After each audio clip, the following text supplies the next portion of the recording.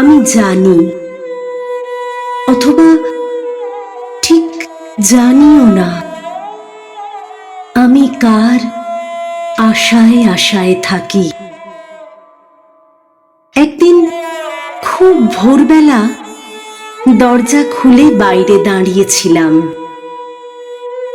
সূর্য একেবারে গায়ে হলকা লাগালে পর আমার বোধ হলো যে আমি অপেক্ষা করছি কারো।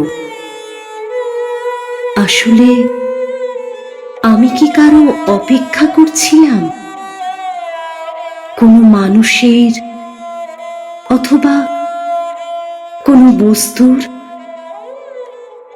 আসলে অপেক্ষা করি কোনো বস্তু কিংবা মানুষের নয়, অপেক্ষা স্বপ্নের। তাই আমারই মনের ভুলে আমি দরজা খুলে বাইরে দাঁড়াই। কে যেন আসবে মনে হয়, কার যেন খুব আসার কথা।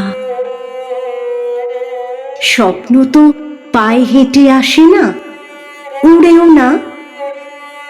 স্বপ্ন কি খোলা মাঠ পেরিয়ে চৌকাঠ ডিঙিয়ে আসে, যে আমি দিবস ও রজনী দরজায় কড়া নড়লেই চমকে তাকাই?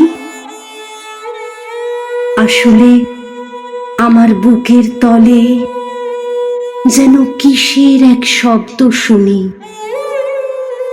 মাঝে মধ্যে মনে হয় বহু দূর থেকে আসা, আবার মনে হয় আমার ভেতর ঘরেই বাজে এক গোপন তানপুরা। আমি বুঝি অথবা ঠিক বুঝিও না, কে আমাকে নিরন্তর কাঁদায়।